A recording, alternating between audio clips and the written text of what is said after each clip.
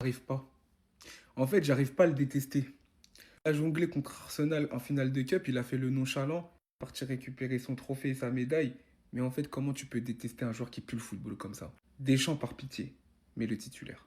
Non, mais le titulaire, trouve une solution. Le reste, c'est pas mon problème, c'est toi l'entraîneur. Moi, je peux pas tout faire, je peux pas débriefer et être entraîneur, non. Que sa prestation aujourd'hui, MDR. Chaque ballon qu'il avait, il le transformait en or.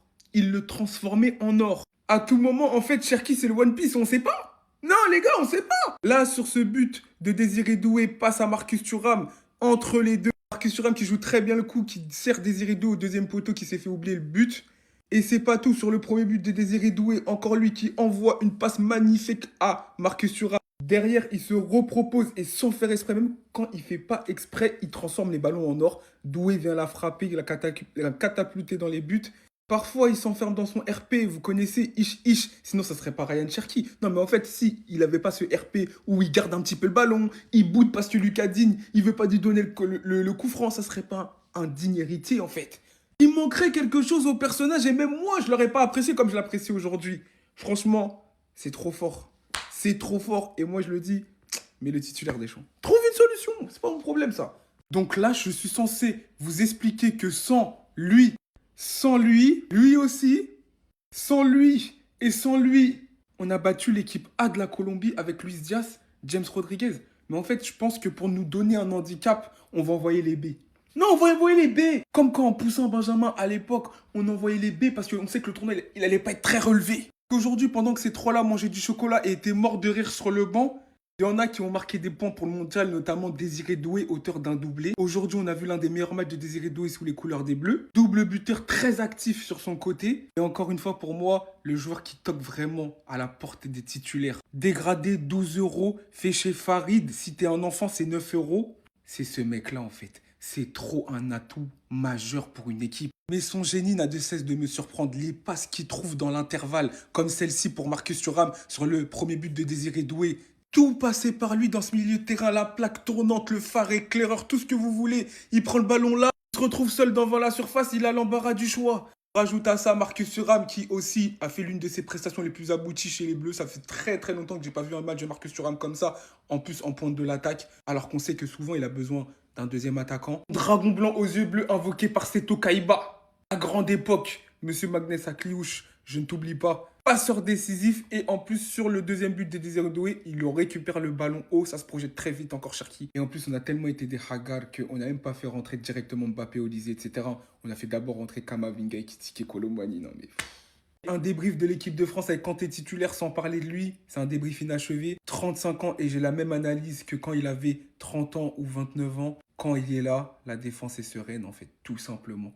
L'équipe de France est boostée en voyant les B, j'ai dit. En fait, on est partout. On est partout. Le Barça ne mourra jamais. Là, je viens de tomber sur cette photo de l'Espagne actuellement et ça ose nous dire, ouais, vous parlez toujours des joueurs à l'ancienne. Ça, c'est des joueurs à l'ancienne, ça là, toute la file. 1, 2, 3, 4, 5, 6, 7. Même l'Espagne actuellement, qui est une des meilleures équipes du monde, qui a gagné récemment l'Euro et sont champions d'Europe. Regardez tous les joueurs du Barça. Yamal, Pedri, Ferran Torres, Olmo, Koubarsi, Fermin Lopez, Juan Garcia. Là, les gars, désolé de vous dire ça, mais en fait, partout, c'est chez nous. Partout, c'est chez nous. Et tout ce qui est au cœur de ça, ça s'appelle la Masia, tout simplement. Notre centre de formation est bourré de talent. Et ça s'arrêtera jamais. Désolé de vous dire ça, mais ça s'arrêtera jamais. Que vous le vouliez ou non, en Espagne, en sélection espagnole et au Barça, il y aura toujours des cracks. Dans la génération précédente, t'avais Puyol, Piqué, Iniesta, Xavi, David Villa. Et j'en passe, et j'en passe. Et là maintenant, tu te retrouves avec le meilleur joueur du monde, le meilleur milieu du monde,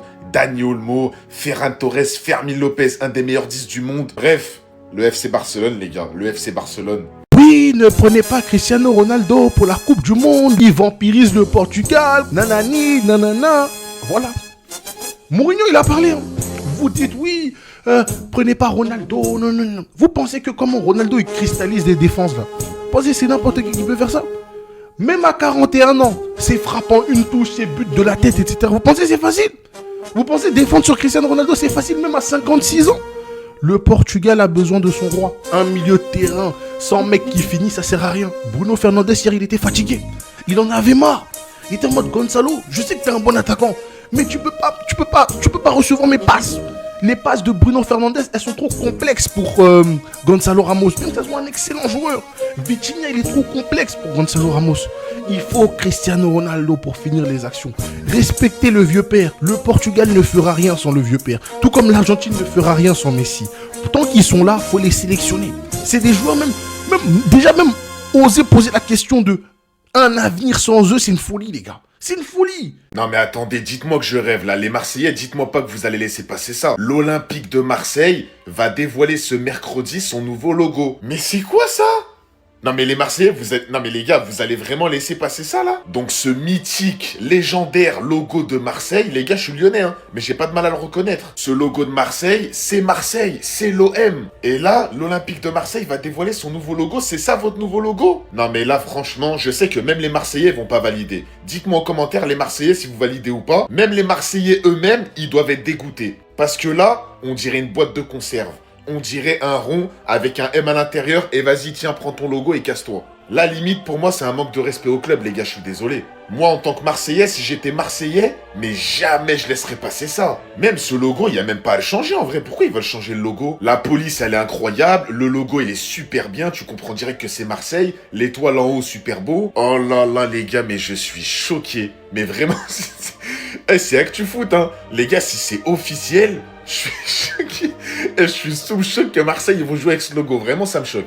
Il y en a, ils ont dit que ça, c'est le rêve de tous les fans de football. Eh ben moi, je vous le dis, c'est pas le rêve de tous les fans de foot, les gars. Ah non, non, non, non, non. Moi, en vrai, une finale de Ligue des Champions FC Barcelone, Real Madrid, je signe tout de suite. Je signe tout de suite. Mais par contre, il y en a, ils vont pas signer, les gars. Il y en a, ils vont pas signer. Il y en a, ils veulent pas que cette finale elle se passe. Parce que, les gars, je vous le dis, hein, si cette finale, elle a lieu un jour entre le FC Barcelone et le Real Madrid, en finale de la Ligue des Champions, mais il y a une des deux communautés qui va se taire à vie. À vie, les gars, ce sera fini. Il y en a un, il va dire à l'autre, on t'a gagné en finale de Ligue des Champions, devant tes supporters. En fait, c'est simple, s'il y a ce match en finale de la Ligue des Champions, la terre, elle s'arrête. Pendant 90 minutes, la terre, elle s'arrête. Déjà, juste quand il y a un classico, tu sens que plus personne calcule ce qui se passe autour. Tout le monde est branché sur le classico. Même un classico en match amical, les gens, ils le regardent à fond. Imagine Yamal, Rafinha, Pedri face à Mbappé, Vinicius, Bellingham, Courtois, etc. Surtout là, aujourd'hui, dans cette génération, avec les réseaux sociaux, avec les deux communautés qui se piquent tous les jours. Non, les gars, ce serait la finale ultime.